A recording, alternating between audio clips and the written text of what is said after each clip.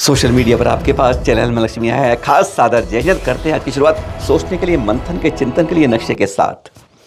ये नक्शा आपको दिखा रहा है, कर्नाटक में ले जा रहा है, गुलबर्गा जिले के अंदर है। गाँव है एक कलगी, बहुत प्राचीन, एकदम गाँव की तरह है, बिल्कुल गाँव है, पर प्राकृतिक रूप से बहुत सुंदर है। जब यहाँ आते हैं तो क्या देख पाते हैं, आज वही आपको दिखा रहे हैं। आंखों में आंसू हो तो बचा के रखिएगा, क्योंकि अपने आप बह जाएंगे।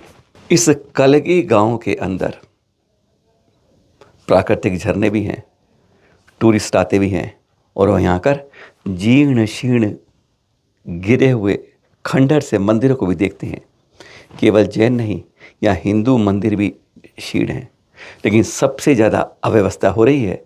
अरे वहाँ पर जुआरी और शराबी भी जमे रहते हैं, क्योंकि जो चित्र दिखा रहे हैं ना आपको, जो खींच के मिले हैं, उनमें स्पष्ट दिखता है कि वहाँ पर आज भी यह मंजर देखा जाता है खंडरों का।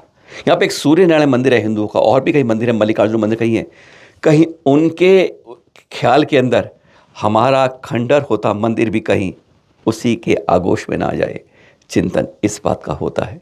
देख रहे हैं कैसा मंजर होता है। कभी आइए इन तीर्थों के ऊपर, गुलबर्गा में आते हैं, देखिए यहाँ पर आपको प्राकृतिक रूप से छटा मिलेगी। पर यहाँ पर यह, जहाँ पर आपको इतनी प्राचीन सप्तफणी पारस प्रभु की प्रतिमा भी है, यक्षिणी, बहुत एकदम खंड, अति जीर्ण शीर्ण मंदिर होता है। हैरानगी होती है कि व्यवस्था क्यों नहीं हो पाती है। चालुक्य काल के हैं सारे मंदिर यहाँ पर, यानी आज से 1200 वर्ष प्राचीन।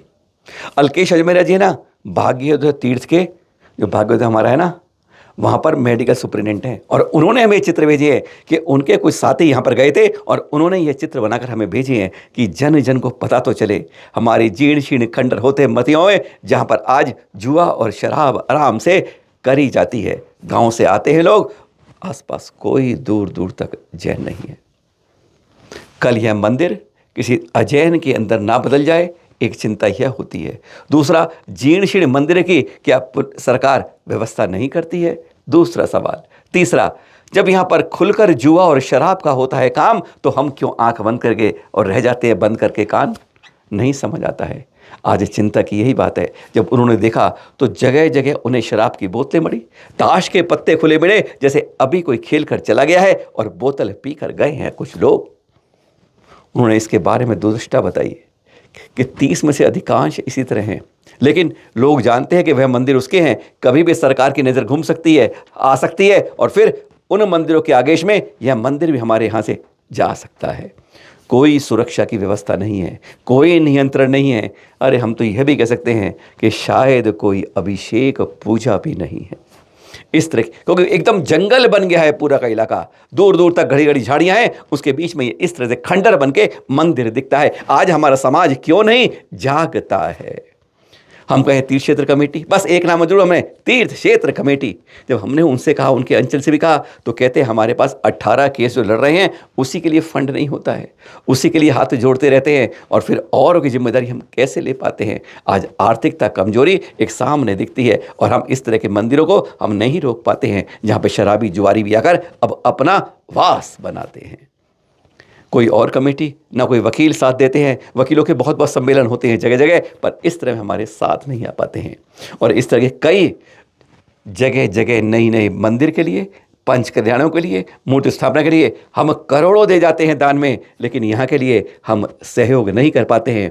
अरे एक पुराना तीर्थ 100 नए तीर्थों से ज़्यादा पुण्यशाली होता है। और ये जर्जर साफ कह रहे हैं कि अगर अपनी प्राचीन अस्मिता को, प्राचीन संस्कृति को, प्राचीन विरासत को नहीं बचा पाओगे, तो आज जो मंदिर बनाए हैं कल वह भी पुराने होंगे। उन्हें बचाने कौन आएगा जब तुम ऐसे कर्म दिखा के जाओगे? अल्केश जी ने बताया कि हमने वहाँ पर जाके पुलिस के अंदर यह जो कन्नड़ लिखी ना, यह एप्लीकेशन भी दी, लेकिन तब से लेकर आज तक इस पर कोई कार्यवाही नहीं हुई।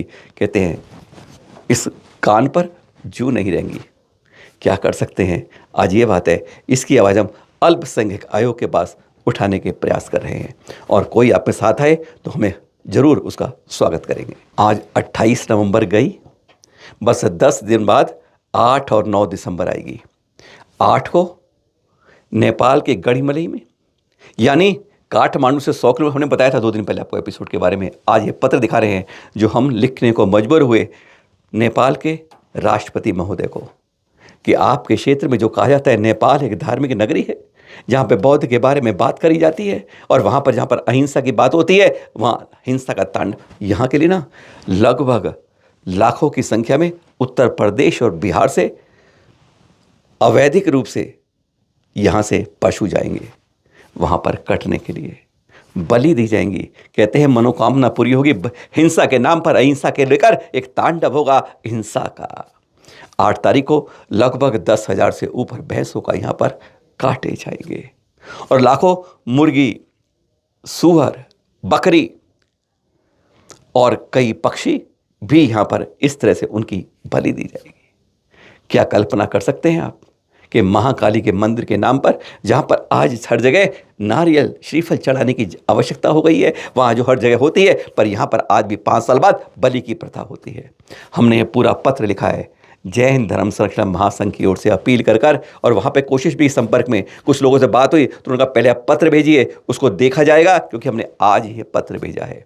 उसके बाद आप इस बारे में हम आपको बता पाएंगे कि हम आपके लिए क्या कर सकते हैं।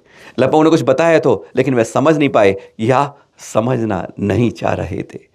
आज हमसे कहते हैं, आप में से जो सरकार में, जो राजनेता में अपनी आवाज़ रखते हैं, क्यों नहीं इस बात को अपने मंच पर अपनी सरकार तक पहुंचाते हैं? क्यों नहीं नेपाल एम्बेसी में जाके बात की जाती है? क्या सब हम लोग मिलकर कर नहीं सकते हैं?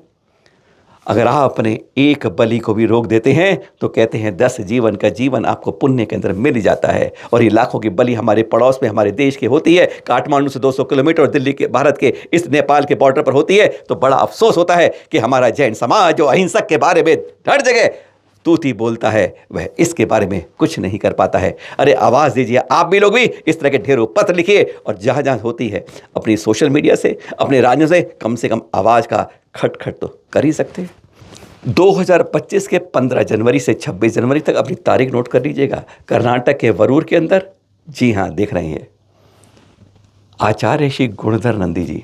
वैसे इसके अंदर ना परम सानिध्य मिलेगा गणाचार्य कुंतुसागर जी का, और साथ में शुरुआत करेंगे आचार्य देवनंदी जी। कई संतों के, आचार्यों के विहार हो रहे हैं इस तरह पूरे संघ के साथ। यहाँ पर 405 फुट ऊंचा सुमेरु पर्वत बना है, एक सबसे बड़ा सुमेरु इस दुनिया का यहाँ बना है। धार्मिक स्थानों में, धर्म आयतनों के अंदर यह विश्व का 3रे नंबर की सबसे ऊंचाई वाला होगा। 15 फुट का ध्वजा रखकर 420 फुट का होगा। उसका महापंच कल्याणक होना है। वो कहते हैं सारे के सारे VIP यहाँ पर आ रहे हैं, चाहे वह धर्म से हो, चाहे वो राजनीति में हो, चाहे वो सामाजिक क्षेत्र में हो, चाहे वह खेल में हो, चाहे वह विद्वानों में हो, चाहे वह और न्याय के अंदर और रूप में, किसी भी रूप में, सबको यहाँ पर बुलाया, आमंत्रित किया जा रहा है। साथ में 61 फुट ऊंची पारस प्रभु की जो बरसों में होती है, यहाँ पर उसका महामस्तकाभिषेक का भी सुअवसर मिलेगा। ऐसा मौका फिर नहीं मिलेगा। कहते हैं इस जीवन में जो मिल रहा है वह अतुलनीय होता है, और उसका हमें जरूर सौभाग्य प्राप्त करना चाहिए। आचार्य गुणधरानंद जी पूरे उसमें लगे हुए हैं। चैनल महालक्ष्मी टीम कुछ समय पहले गई थी और वहाँ पर देखकर हैरान हो गई थी, जब उसका निर्माण, अब लगभग निर्माण में कहते हैं फिनिशिंग चल रही है। आपको वहाँ के ताज़ा चित्र भी दिखाएंगे कभी, पर अपनी तारीख आज ही नोट कर लीजिए कि हमें 26 जनवरी को समाप्त होने वाले, 15 जनवरी शुरू होने वाले इस महापंच कल्याणक और महामस्तकाभिषेक के कार्यक्रम में जरूर अपनी उपस्थिति, अपने धर्म लाभ के लिए, पुण्य अर्जन के लिए जरूर जोड़नी है। बस जोड़ने के जोड़ते रहिए। कहते हैं कर्मों का बंधन ऐसा ही है, कुछ घाटे में पाप कर्म होते हैं, कुछ पॉजिटिव होते हैं पुण्य कर्म के लिए। तो यह है पुण्य अर्जन का सबसे बढ़िया मौका, भूलिएगा नहीं, छोड़िएगा नहीं। सादर जय जिनेंद्र।